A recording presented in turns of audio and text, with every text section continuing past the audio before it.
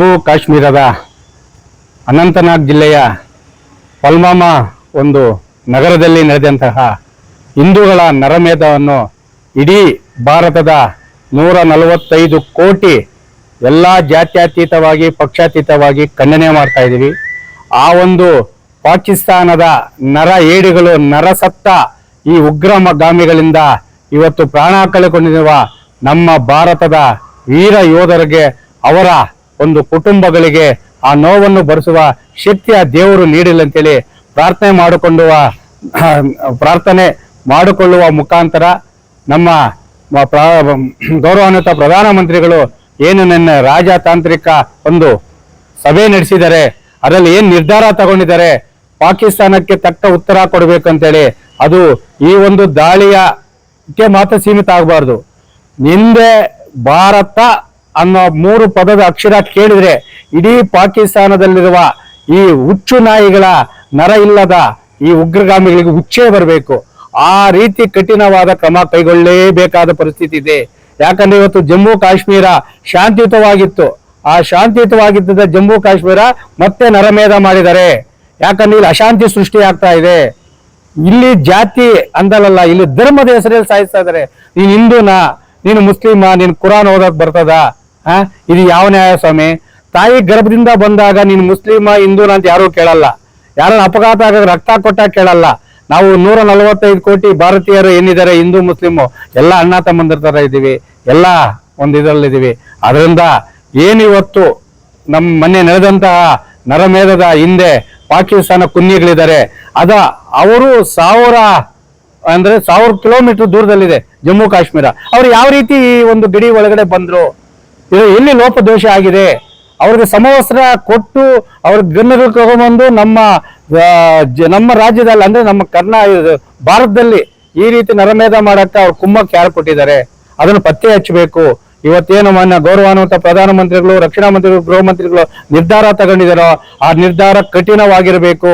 ಭಾರತದ ಹೆಸರು ಹೇಳ್ಬೇಕಂದ್ರು ಪಾಕಿಸ್ತಾನ ಕುನ್ನಿಗಳಿಗೆ, ನಾಯಿಗಳಿಗೆ ಭಯ ಬರಬೇಕು ಅಂತ ಹೇಳುವ ಮೂಲಕ ನಾವು ನಮ್ಮ ಈ ಒಂದು ಜಮ್ಮು ಕಾಶ್ಮೀರ ಅನಂತನಾಗ ಜಿಲ್ಲೆಯಲ್ಲಿ ಮೃತಪಟ್ಟಂತ ಎಲ್ಲಾ ಕುಟುಂಬಗಳಿಗೂ ಆ ಒಂದು ನೋವನ್ನು ಭರಿಸುವ ಶಕ್ತಿ ದೇವರು ನೀಡಲಿ.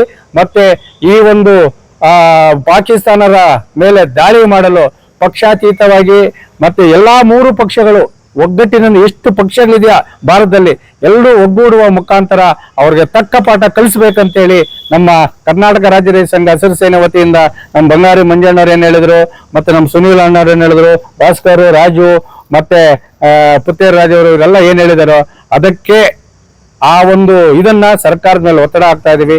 ಸರ್ಕಾರ ಇದಕ್ಕೆ ಸ್ಪಂದಿಸಬೇಕು. ಮುಂದೆ ಇಂತಹ ಅಹಿತಕರ ಘಟನೆ ಆಗದಂತೆ ಪ್ರವಾಸಿ ತಾಣಗಳಿಗೆ ಹೆಚ್ಚಿನ ಮಿಲಿಟರಿ ಬದ್ಧತೆಯನ್ನು ನೀಡಬೇಕು. ಮತ್ತೆ ಈ ಉಗ್ರಗಾಮಿಗಳನ್ನು ಕಂಡಲ್ಲಿ ಗುಂಡಿಕ್ಕುವ ಕಾನೂನು ಜಾರಿಯಾಗಬೇಕು.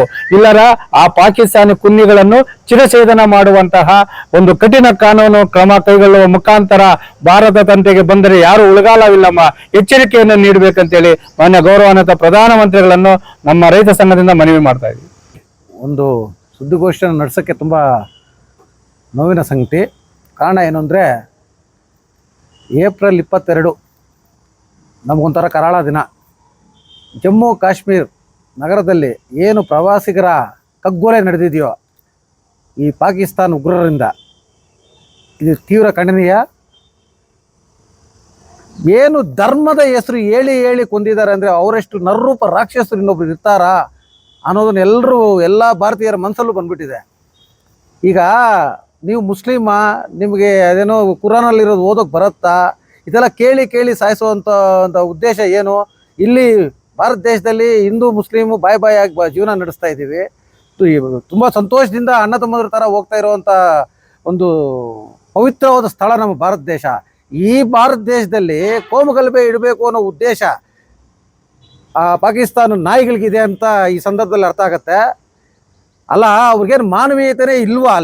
ಅಲ್ಲಿರುವಂಥ ಒಂದು ಮುಸ್ಲಿಂ ಅಲ್ಲಿ ಲೋಕಲ್ ಇರುವಂಥ ಒಂದು ಮುಸ್ಲಿಂ ವ್ಯಕ್ತಿ ಹೋಗಿ ಅಡ್ಡಪಡಿಸಿ ಅದನ್ನ ಗನ್ ಕಿತ್ಕೊಳಕ್ ಹೋದ್ರೆ ಮುಸ್ಲಿಂ ಅನ್ನೋ ಮನೋಭಾವನೆ ಆದರೂ ಇದೆಯಾ? ಅವನು ಭಾರತೀಯ ಮುಸ್ಲಿಂ ಅಂದ್ಬಿಟ್ಟು ಅವನನ್ನು ಕೊಂದಿದ್ದಾರೆ.